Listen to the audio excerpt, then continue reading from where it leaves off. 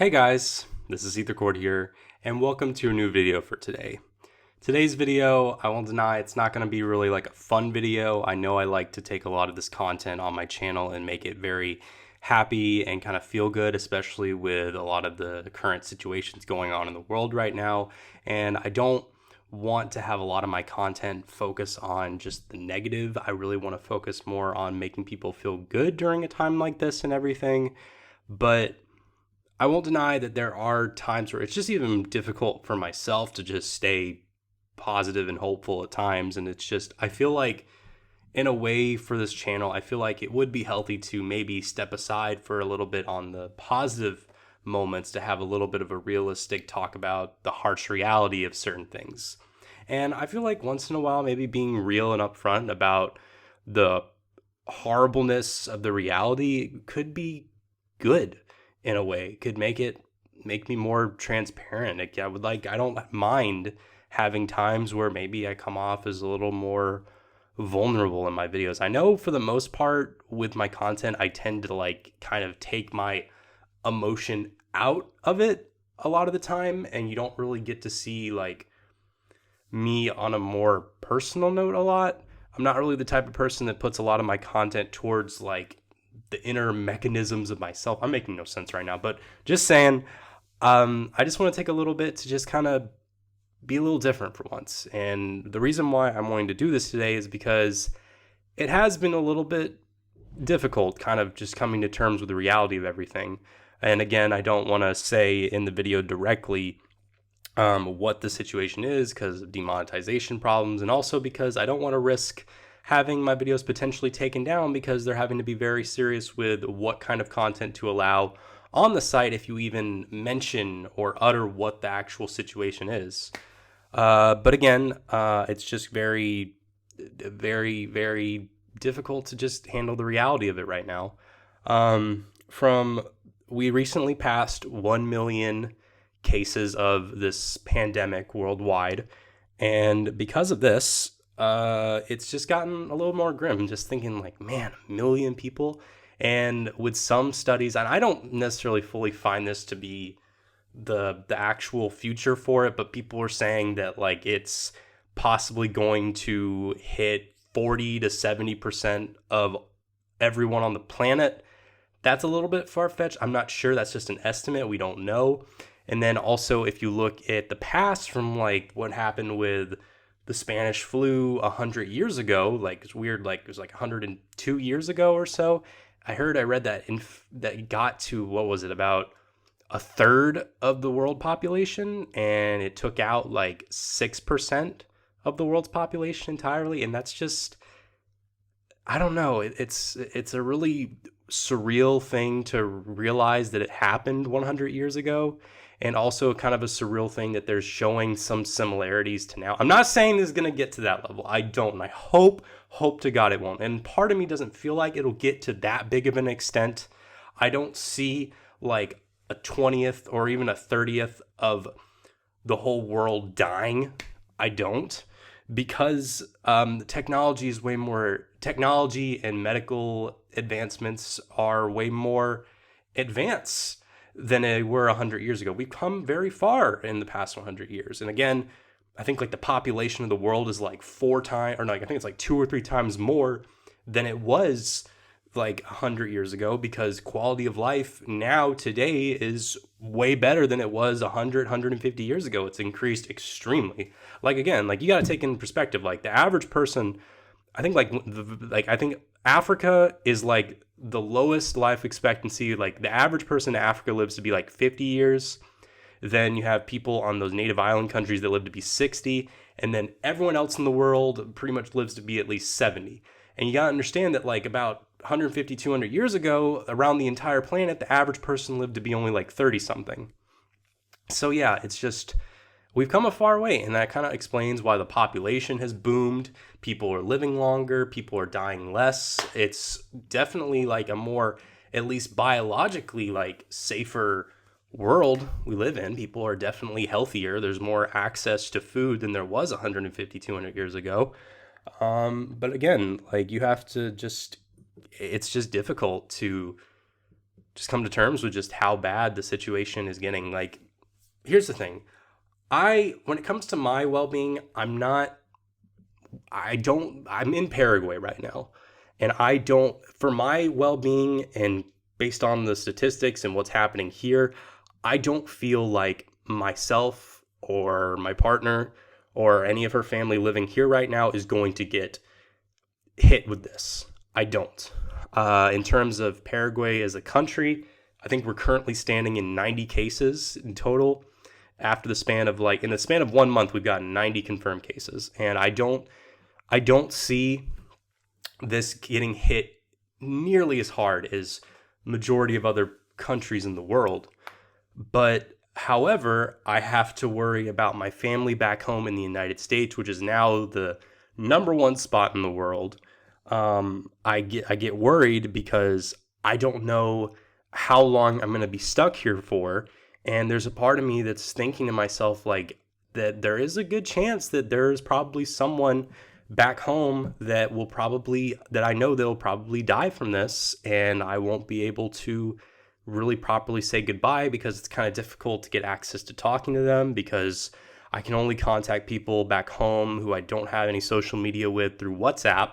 When people who I had contacts on my phone, I can only contact them if they have the app WhatsApp.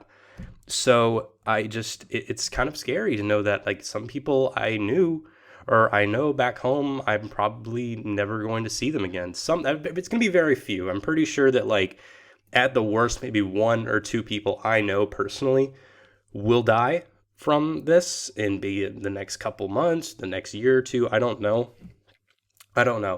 But still, that's concerning. We're also very concerned because I'm not going to mention who, but someone that both me and my partner know personally is currently living in New York City, which is the biggest spot in the entire world right now for this whole situation.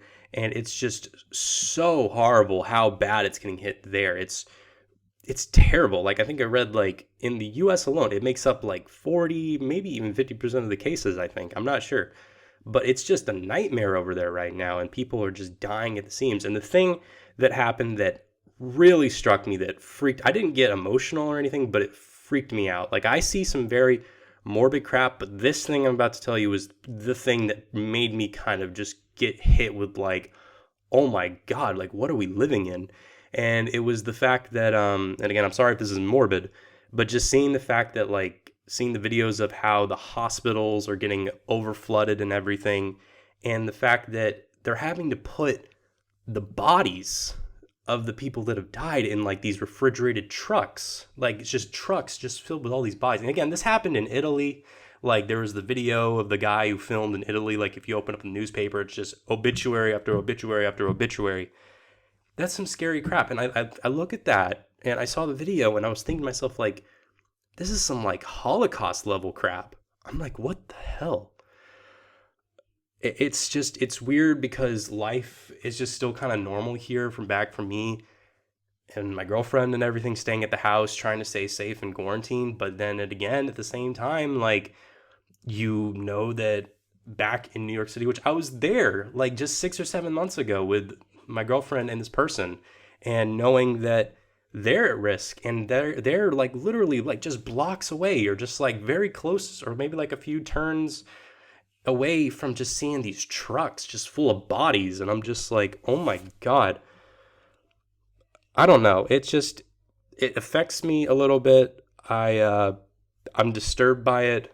I still wake up every morning just thinking about the fact that this is a reality. It feels surreal. Like, I sometimes throughout the day, when I read about it or I hear about like updates on it, because I have to keep up constantly with how the United States is handling it, because I worry about the people back home and everything.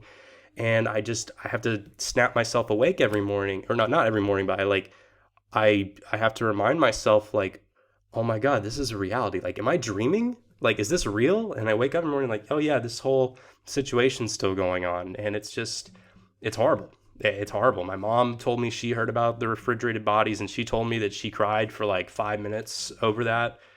It's just, I don't know. On a more positive note, I do try to stay hopeful because of the fact that thankfully for the people that were suffering in China from months ago, I've been seeing that life is slowly going back to normal again. People are going outside and like businesses are reopening there and it's resuming. And I'm happy for the people that were suffering there, it passing there. And also I hear that Italy, like their cases are slowly going down and there is a sign that maybe in the coming weeks it'll get better. So it's a reminder that this will pass and everything. Now, when I say it'll pass, it doesn't mean that it'll fully go back to normal. People, there's like studies and people and officials saying that it could be a seasonal thing. And I would say like once things start to go back to normal, like slowly integrate back into normal life, but be cautious. It's just going to be a really weird time maybe for the next year or so because of like having to change our normal lifestyle. But again, this is like exactly what people 100 years ago had to deal with. And it's just, I don't know, you just got to be cautious and it sucks. But again, I stay hopeful because again, it will pass. Now, again, I worry for everyone watching this. Like if you are watching this video and everything, if you are under quarantine, if you've been instructed to, or if you're not, just follow the rules. Just stay home. Stay home. If you want to talk to your friends, like video chat with them, Skype, WhatsApp, Telegram, Discord, anything like that. To just don't leave the house unless you have to, because like doing that like stops the spread. It definitely halts it. And again, like some governments or some places won't, I'm not going to say who, but some don't do a good job of enforcing it.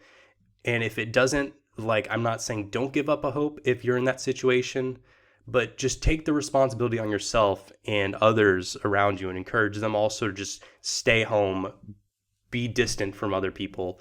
And just doing that does at least, it at least helps in the slightest. I don't want anyone else to die from this. I know tons of people are going to die, but to everyone watching this video right now, I hope everyone here watches. There's even a chance that one of you guys watching this video right now will die from it. I don't know. I don't want that to happen. I hope to God not.